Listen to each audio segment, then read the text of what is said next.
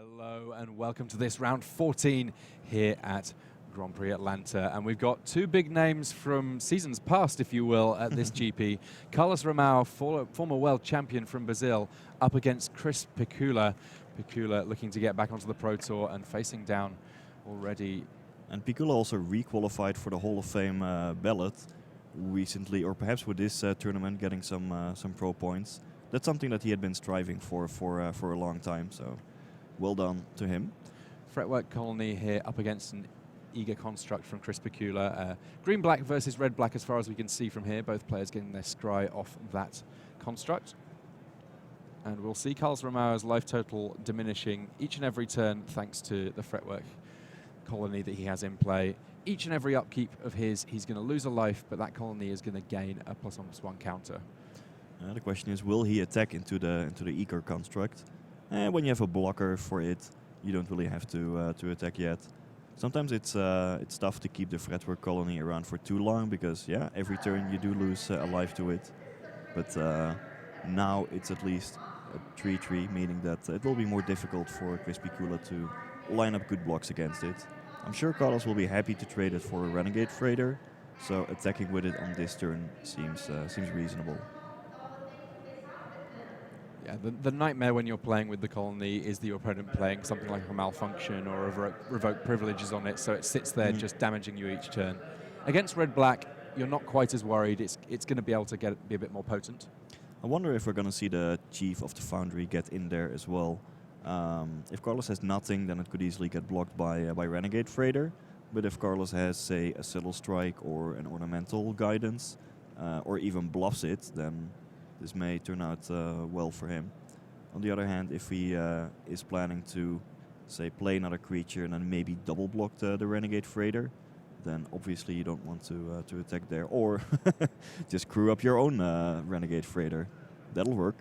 Yeah, it's funny. The Renegade Freighters, if they get tussled in combat with Chris Pikula attacking, they'll be the same size. One of them will get +1/+1 because it's attacked. The other one has +1/+1 because of Chief of the Foundry. And there's a crew. There is an attack. And it looks like Carlos Romao fancying his chances in a damage race here. No, he's just taking it aggressive.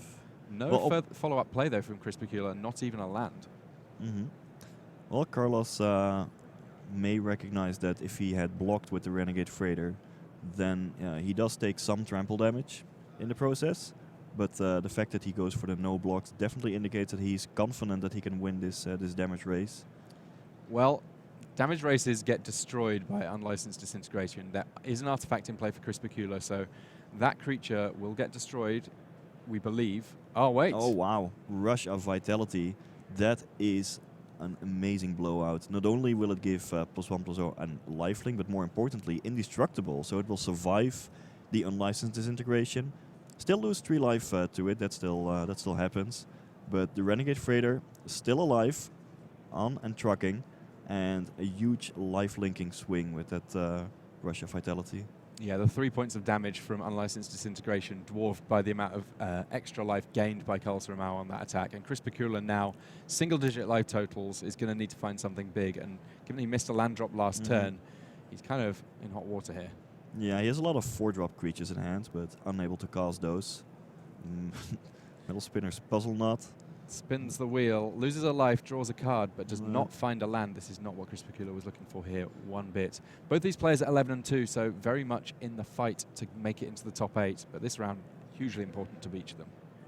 Yeah, and Pikula is in danger of dying on the next attack. Renegade Freighter could get crewed by the Chief of the Foundry. Then Romao attacks with both of his creatures. One is a 5/5 Fretwork Colony. The other one, well, also pretty powerful and with Trample. And yeah, Chris Pikula can only present one blocker. Vehicles in general are much better on the attack than when you're defending, because, well, they just don't contribute another blocker to the board. Double Chief of the Foundry, so this is a big train, and that's enough for Chris Pikula. He says, all right, I'm not going to win this one. Let's try game 2. Yep. Well, that was quick. Yeah, I mean, red-black is certainly an archetype that can be fast. In this instance, though, it was black-green that was able to get things done for Carlos Romao. We'll see how those things shape up in subsequent games. In the meantime, though, we're going to get a chance to see Matthias Hunt against Chris Fennell. Both of these players also on 11 and 2. We're hitting that point in the day where it's all big names and it's all big stakes as these players try and just find the final wins that they need to lock up a top 8 spot. Yeah, even though we saw Matthias Hunt draft just a couple minutes ago, that was a recorded one from the beginning of the day. Right now he's on Mono red? It looks like mono red. I don't see any other basic lands other than mountains. Can't really get a peek at his hand. I mean, a grizzly spectacle on one of his creatures suggests to me that he's gone deep on one color rather than branching out into a second. Thriving Grubs here coming down, up to 4 energy now, and with that Spontaneous Artist in play, he could immediately attack with the Grubs if he so chooses. Yeah, I haven't seen many monocolor decks in this format. There's not really any payoff for staying monocolor, apart from a better mana base. But sometimes a color is so incredibly open that you see no reason to move into anything else. So indeed, Matthias uses all the energy that he can. Haste the Thriving Grubs. And now Chris Fennell has to find reasonable blocks. He has 4 power worth of creatures that he can put down. There's a Spireset Infiltrator, which is currently 5/3 with Menace. Could be double blocked by, say, the Aviary Mechanic and a Servo Token. But then Chris Fennell would take 6 damage from the other creatures. He could also, say, single block the Thriving Grubs with Aviary Mechanic. That also works. One way or another, he's almost certainly going to make some blocks. And since the Menace creature is the most threatening one, it also pings a point when it gets tapped. Seems like the best creature on the board so far, so it makes sense to try to trade for that. And that's indeed what Chris Fennell is trying to do with this block here. It looks like it all works out. No tricks there from Matthias Hunt. I mean, even something as simple as a Chandra's Pyrohelix could have been a big deal on that board. Propeller Pioneer, the pickup there for Chris Fennell. It looks like a Fairgrounds Warden also available to him. Wait, maybe the life totals were swapped before we joined in. If Matthias is indeed at only 6 life, that doesn't bode well for him. Nope. The good old switcheroo. So Chris Fennell is indeed at 6 life, Matthias at 15. And this means that Fennell has to play defense now. He cannot really attack with the ambitious Eaterborn. That would be kind of an ambitious attack when Matthias is still at 15 life. He probably just needs the 5/4 to block both of Matthias's 3 power creatures.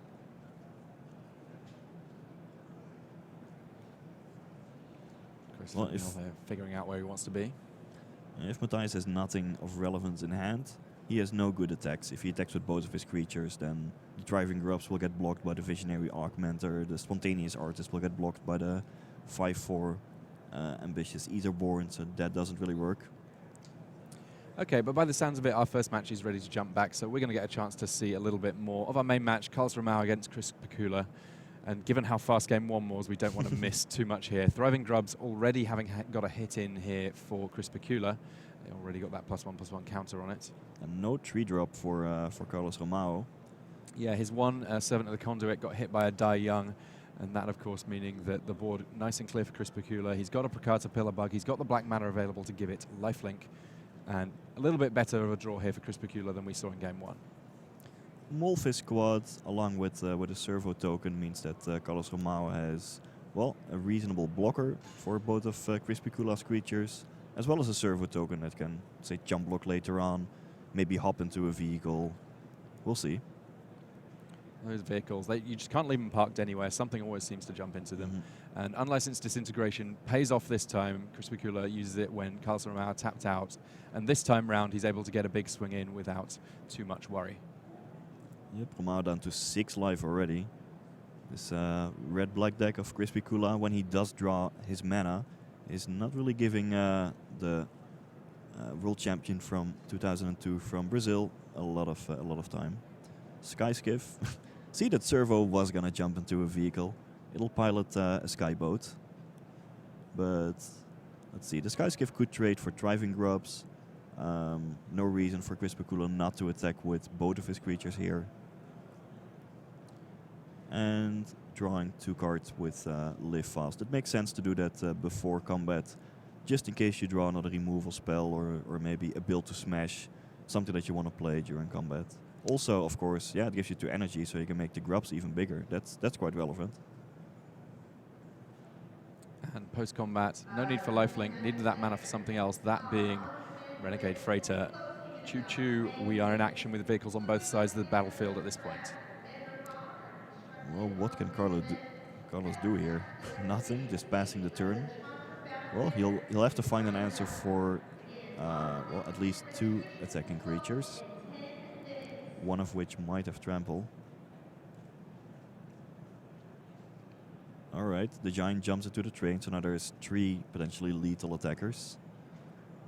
And that's enough for Carlos Romao to scoop up his cards. We are on to game 3 for that one, and given how quick it was, I'm guessing that we can jump back and see a little bit more of some other matches that have been going on. Fast magic in our feature match area. These players hungry to get there. And in fact, we have heard that the players are shuffling in our other matches, all of the games ending in synchronized fashion. So let's have a little look in terms of sideboarding between these various different decks.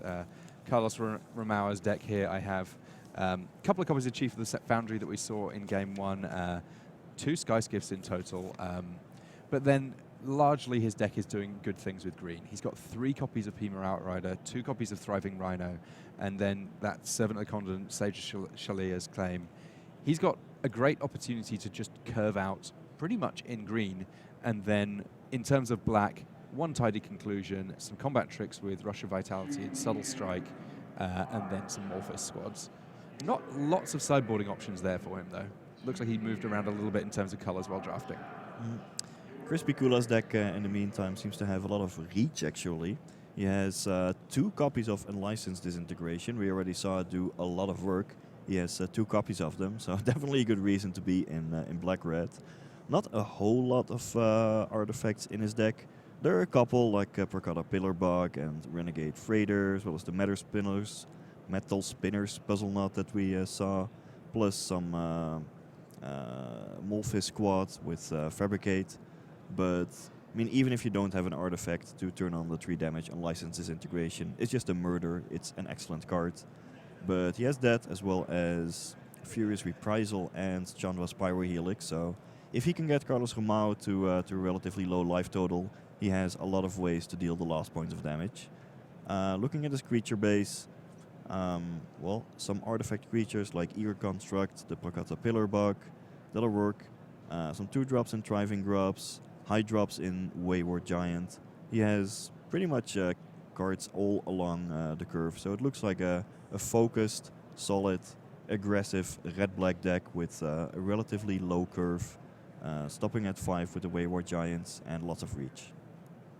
Well, a 2-drop on turn 2 for Carlos Romao, and Servant of the Conduit, one of the better ones, means that potentially he can jump up to 4 mana on his 3rd turn at the cost of an energy. Chris Pikula with that Metal Spinners puzzle knot. Costs him a life, but he gets to draw a card. And there is a 4-drop on turn 3, and it's one of the better ones. Pima Outrider. Carlos goes for a 3/3 and a 1/1 rather than just a 4/4 Trampler. Given that he's already seen stuff like Unlicensed Disintegration, good removal spells, it makes sense to basically spread out. Also, there's a Chief of the Foundry boosting the Servo token, so it effectively grants him another point of power. This is a very strong and quick start by Carlos Romao here. Well, Chris Pikula is a bit struggling. Hasn't had the opportunity to put down a blocker yet. Now he does. He can block at least, well, at most 1 creature, either with the Molfis Doorbuster or with Renegade Freighter. Freighter seeming to be the more likely blocker here. But Pikula's already down to 12 life. Let's see what Carlos has to follow up the start. Looks like he might have a Morphos squad in hand, and that, of course, with Chief of the Foundry in play, will effectively make a 3/1 and a 2/2. even more attackers for an already a potent attacking force. Sure, but if Carlos just has a bunch of creatures and no removal spells or tricks, he doesn't have great attacks here. The Chief of the Foundry, the Servo Token, and the Servant of the Conduit would just get blocked by the Renegade Freighter. The Pima Outrider can trade for the Freighter. That said, I mean, even if you... yeah, this is actually fine. You lose a Chief of the Foundry, but you get to deal 7 damage in the process. With Pikula already down to a low life total, that's actually a fine exchange. You lose a card in the process, but 7 damage, that's worth it. Wayward Giant represents a relatively nice roadblock here. 4/5 body is going to be big enough to block just about everything, but everything is a lot of creatures in this case. Yep. He didn't even think for a second. Just, yep, I'm attacking. Alright, so what can Chris do here? Perhaps he can make 2 blockers. So he can block Pima Outrider. He cannot block Molfisk Squad because it has Menace. So at best he can block Servant of the Conduit. I think that's what they are also figuring out, which means that the Molfisk Squad and the 2 Servo tokens would be unblocked. Yeah, there's just no blocks that Chris Pikula can do to survive this turn. He always takes 5, and they'll do it. Blisteringly fast 3-game match. For those of you wondering, there's still half an hour left on the main game clock. I would say that it probably works out a little bit more than half an hour for our feature match area. We typically start things just a tiny bit later as we're getting people set up. And yeah, Chris Pikula has got plenty of time to go and think about how he's going to rally back in the final round here. And we get to jump across and see more of Matthias Hunt's mono red deck against Chris Fennell. Game 1 didn't quite work out for Matthias Hunt. Chris Fennell here, though, is mono white as well. Well, but he had another color. We saw that in the previous game. Hijack. Hello. Prakata Pillarbark being stolen. This means that Chris Fennell now doesn't have amazing blocks. He can still double block the Spireside Infiltrator. That's fine. Not the best hijack ever, I have to say. Typically you want to play it when if it wins you the game. A bit later in the game when you've already committed all of your creatures to the table. It allowed Matthias to deal some damage, but Chris Fennell is still at a relatively high life total. If he ever finds a swamp, then the lifelink from Prakata Pillarbark could also become relevant. The fact that Matthias had to play hijack there would indicate to me, if I were in Chris Fennell's seat, that Matthias' hand is not very good at this point. Maybe lots of 4+ casting cost cards, maybe some direct damage, but it was not that impressive. And Consulate Skygate from Chris Fennell, it's a fine blocker, but it's not doing a huge amount more for now. Yeah, it blocks the driving grubs. That's alright. And Chris Fennell did feel a need to play a bit more defensively, keeping back his Prakata Pillarbark. Perhaps afraid of something like a Spontaneous Artist. Red of Chris would have attacked with the Pillarbark, and then Matthias plays a haste creature. Fennell, who's already at 7 life, would fall behind too much. There's a Deadlock Trap. Yeah, Deadlock Trap, it will buy some time for Matthias Hunt. If he's got more ways of generating energy, it can potentially keep a lot of things tapped down. It can also potentially just say, Thriving Grubs is now a 4/3.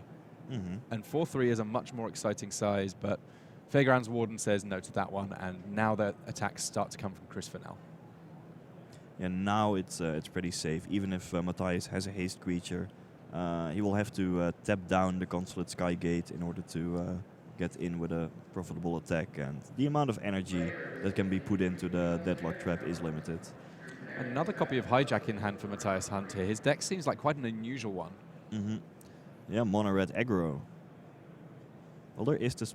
I think there's a Spontaneous Artist in his hand. He could play here, though it could also be a Skyship Stalker. Skyship Stalker is definitely an interesting one if you're a mono red deck, and actually a pretty good incentive to be mono red. That's a good point. Yeah, it is actually the Skyship Stalker, one of the better rares in the format. Even if you would never put any other mana into it, it's a 3/3 flyer for 4 mana, which is an excellent deal. But it has so many abilities. One is, well, for a red mana you can give it haste, not going to be relevant afterwards. Another is that you can give it first strike, for 1 red mana, and it has fire breathing, which means that for 1 red mana, you can pump it +1/+0 until end of turn. You can do that as often as you like, so this could represent a lethal threat actually, because Matthias can pump it up to a 7/3 flyer if he commits all the mana on the next turn, and Fennell is at 7. Still without a swamp or some other mana. He does have Consulate Skygate, which has reach, so Fennell can at least block there. Unless, of course, it gets tapped down. The Deadlock Trap may be the additional piece of the puzzle that Matthias Hunt needs here in order to finally just swing in for all the points. I mean, he's very much putting all his eggs in one basket here if he does this. Yeah, he would have to be scared of, say, impeccable timing. Right? The white instant that deals 3 damage to an attacking or blocking creature.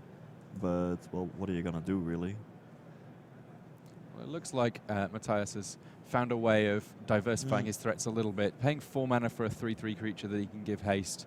He still can present lethal here, but can do it with 2 separate creatures, which means that the opportunity for things to go wrong is smaller.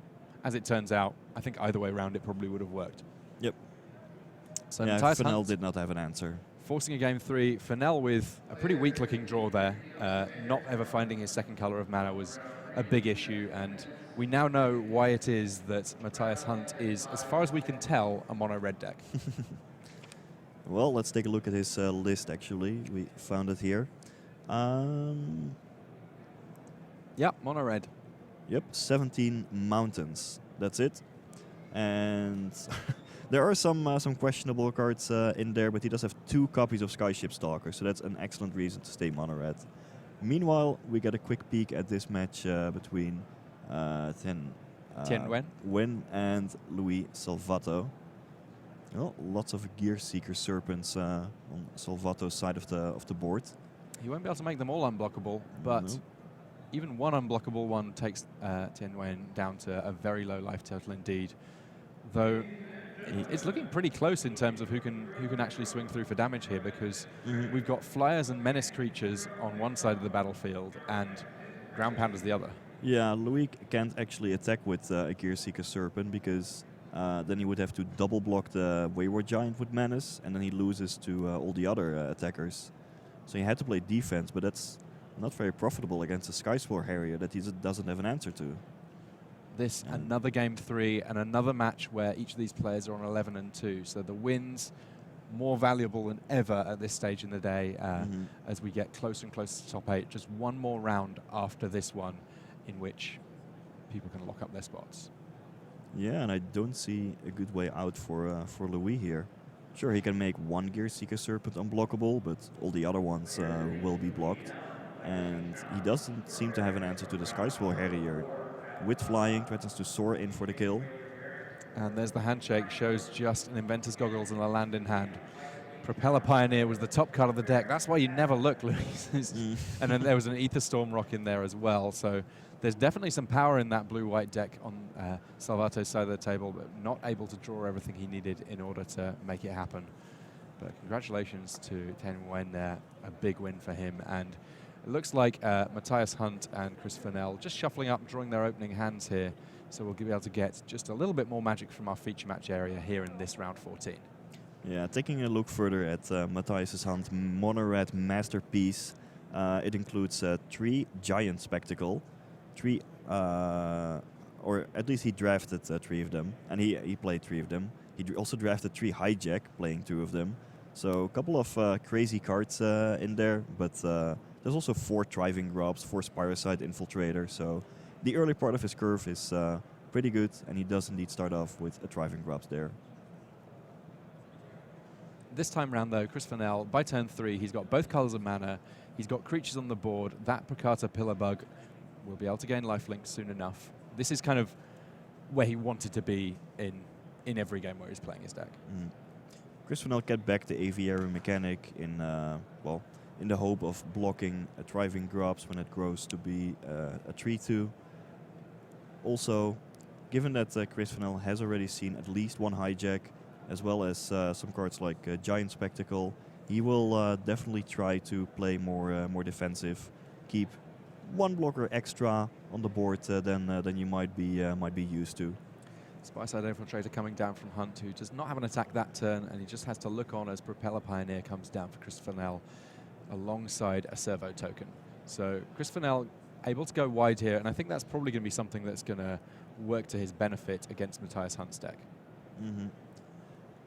Yeah, if I'm in Chris Fennell's seat here, I would be happy with at least the Propeller Pioneer as a flyer.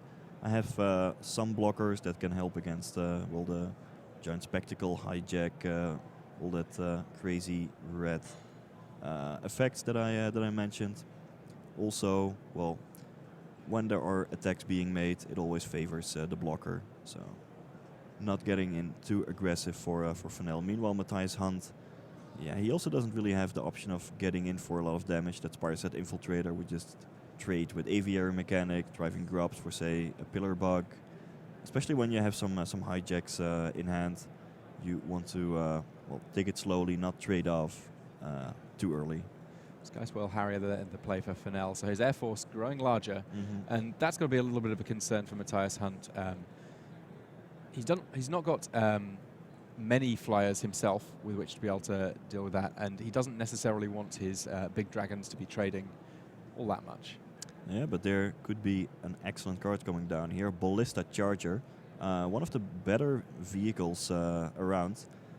You can overcrew. It has crew 3, but you can tap more creatures in order to crew it. With the 2 Spire-Side Infiltrators, this will allow Matthias to just ping Chris Fennell for 2 damage at the end of his turn. And then, when Matthias gets around to his own turn, he could animate the Ballista Charger again and then attack to, say, ping a point of damage to the Propeller Pioneer to reduce Chris Fennell's Air Force by a little bit. And also, hey, a 6/6 attacker. Chris Fennell may have some blockers, but still hard to line up enough good blockers for the Ballista Charger. I guess Dukhara Scavenger, that's a huge crocodile, 4/6. So a 4/6 and, say, a Percutta Pillar Bug would form a good blocking team for the Ballista Charger, if that crocodile remains under Chris Fennell's control this turn, that is. Yeah, old Big Croc didn't actually return anything back to the top of Christopher Fennell's deck on this particular occasion. Just simply being a gigantic monster is good enough in this case.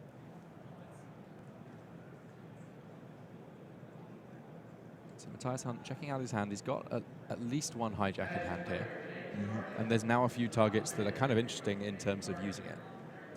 Yeah, still, I mean, it might be enticing just play hijack on the Dukhara Scavenger, crew up the Ballista Charger, attack with everything, ping down the Propeller Pioneer, but he does have to be careful not to get too enthusiastic, because before you know it, Chris Fennell just attacks you back for 13, right? Because let's see, 1, 2, 3, 4, 5, 6, 7, 8, 9.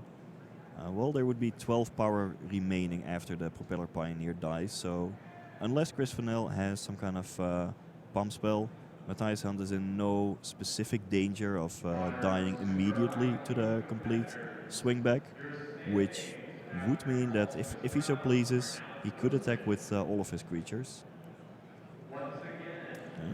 Giant Spectacle as well, making it more difficult to block, turning the Spire-Side Infiltrator into a 5/3. Well, the Ballista Charger unsurprisingly chooses to send its point over at that Propeller Pioneer. It goes to the graveyard. And Fennell here, he's going to be taking a relatively large chunk of damage. Matthias did keep back the Driving Grubs as kind of an insurance against, say, a build to last or some other combat trick that would allow Chris Fennell to suddenly win on the swing back. So remember, Chris Fennell will get that Dukhara Scavenger, the 4/6, back at the end of the turn. It may also be that he's saving up the energy that he could use from the thriving grubs to pump it to do things with perhaps Spontaneous Artist. Spontaneous Artist plus another creature could lead to some very large swings. Yep. Meanwhile, there is a total of 15 power coming Chris Fennell's way. So if he wants to, he can say, well, okay, no blocks, I'll take it. But, well, that would put him down to 1 in danger of dying to well, all those Parasite Infiltrators or the Ballista Charger on the next turn. So you can only really make that play if you are somehow confident that you can win on the next turn, say with a removal spell and a pump spell in hand. Otherwise, yeah, you pretty much just have to make some kind of blocks. Could go for a simple jump block, say a servo on the Ballista Charger. Could try to take down the 5/3 Spireside Infiltrator. Right, you have to double block it because it has Menace, Aviary Mechanic, and the servo could jump in front. You could also do that and jump block the Ballista Charger. It doesn't leave you with all that many creatures, but at least it protects your life total a little bit better. And the big old crocodile will be coming back at the end of this turn, so it's not as if he will be left with literally one creature after throwing lots in the bin. Yep, looks like he goes for just the double block on the Spireside Infiltrator and keep the Prakata Pillar Bug around. It can still chum block on the next turn, where Chris Fennell may also have some mana available to give it lifelink, which is consequential. Fennell loves this sort of magic. Limited is very much the format that he feels most comfortable in, and a new limited format is kind of seen as a challenge to these top limited players, and not surprising at all to see him here this weekend to me, preparing for the Pro Tour in his own way, which is to say getting in a whole lot of games at the top level. Chief of the Foundry there, pumps up the Prakata Pillar Bug, so now it's representing a 6-point swing, 3 points of damage, 3 points of lifelink. Reasonable, and Fennell has plenty of good blockers remaining. So Matthias could, for instance, turn on the Ballista Charger, but then Chris Fennell could easily double block the Ballista Charger with Dukhara Scavenger and, say, Chief of the Foundry, in which case, well, Matthias would trade his Ballista Charger for the Dukhara Scavenger, which is not all that great, and then Chris Fennell can take control of the board. It would also mean that Matthias Hunt loses the opportunity to use the Spireside Infiltrator, Ballista Charger, 1 extra damage a turn combo.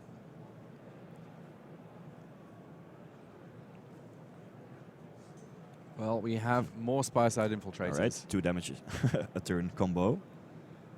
Well, this could turn into kind of a crazy race between 2 damage a turn being pinged just from the crew ability after the Spireside Infiltrators get tapped. Chris Fennell can't really attack with any of his ground creatures. They would just get blocked by the Ballista Charger. It's too big. He could attack with Skyswirl Harrier. He'll need a total of 4 attacks to get there. But 4 attacks with Skyswirl Harrier will do the trick to deal 10 damage. But it may not be fast enough before Matthias can win with just pings with the Infiltrators, and then finally an attack and a ping by the Ballista Charger. There is a tidy conclusion in hand for Chris Fennell, and that changes the face of these things quite a lot. He's going to be able to remove a creature, gain a couple of life, and he'll have enough mana available to be able to give his Prakata Pillar Bug lifelink on top of that. So he has the potential to gain as much as 5 life this turn, kill a creature, and that's probably the reason that he's going for this more aggressive line. Yeah, and if you're in Matthias' seat, you have to expect something, because that 4/6 is not going to attack into a 6/6 when Chris Fennell doesn't have anything along with it. That said, well, there's not much you can really do about it. Still have to force the play, and there it is. Tidy conclusion, saying no to the Ballista Charger. Matthias could recrew it with Spireside Infiltrator if he wants. One way or another, he will have to block at least 1 creature of Chris Fennell, because there's 10 power coming his way, given that the Pillar Bug is being pumped by the Chief of the Foundry. Yeah, instant speed removal, a very, very powerful addition when you've got such tight races as this. Yeah, and vehicles around. A sorcery speed removal wouldn't have done it here. So it looks like Matthias is trying to figure out, okay, should I recrew my Ballista Charger just for the extra damage with Spireside Infiltrator and then maybe jump block with Thriving Grubs? Or should I just try to get the Prakata Pillar Bug off the table by double blocking it. Right? It requires a double block at this point because it's a 3-4. It depends on what he has in hand, whether he can go for the playing grindy control game. I don't love that position against Chris Fennell's board. Might be better to just hope you draw some haste creatures or a hijack or cobble something together.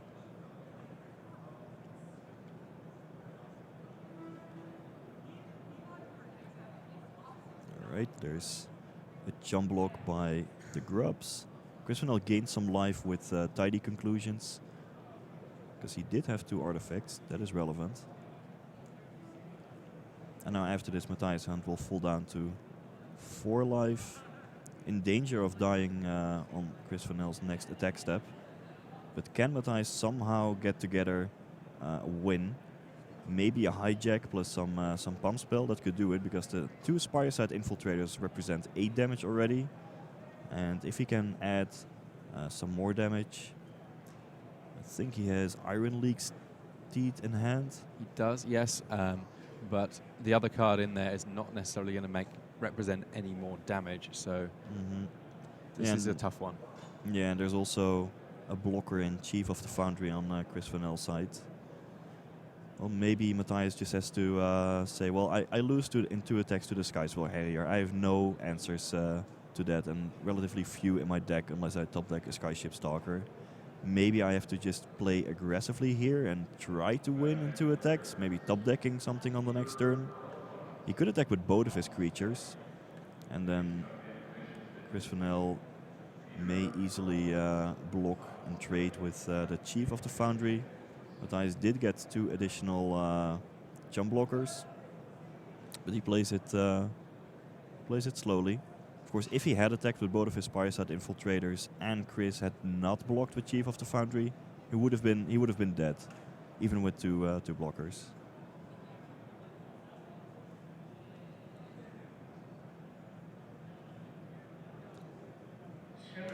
Yeah, now Chris Fennell also has to think of all the options here. If he attacks with everything, could he die to hijack in some way? Well, the Skyswell Harrier cannot be blocked, that's for sure. That will put Matthias Hunt down to 1 life. He definitely has to block all of the other creatures for that reason. Percator Pillarbark will put Chris Fennell up to 15 life. It's going to be hard to finish him off from that position, so he just has to try to trade. Yep. Now, if Matthias Hunt would draw, say, Skyship Stalker on the next turn, he would get an answer to the Skyswell Harrier and might still come back. Don't operative, however, another attacker. And there's the handshake. Christopher Fennell up to 12-2 with 1 round to go. That's what he wanted in terms of keeping those dreams of top 8 alive. X2, well, kind of where you want to be. Congratulations to Chris Fennell. His deck seemed to perform well enough, and it was mainly Matthias trying to go super aggressive with his mono red deck, but he was unable to close out the game in the mid to late game. But still, a very interesting match, and I've not seen a deck quite like Matthias Hunt's. It's definitely left me thinking a little bit more about some of the cards that are in red, the Giant Spectacles and so on. We've got more Magic coming for you soon enough. That was the end of this round, though. I'm going to pass things over to Maria and Marshall for a little bit more playback.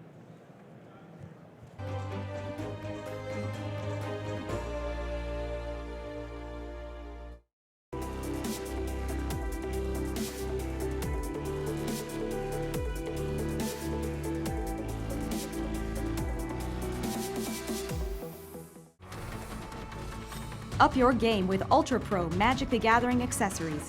Find the best Magic art on card sleeves, deck boxes, playmats, and more. Visit ultrapro.com to learn more and find a retailer near you. Put your game to the test at a Grand Prix. These Magic celebrations are headlined by 2-day open tournaments with the best players in your region as well as top Magic pros from around the world. Find an upcoming Grand Prix near you at magic.wizards.com/Grand Prix.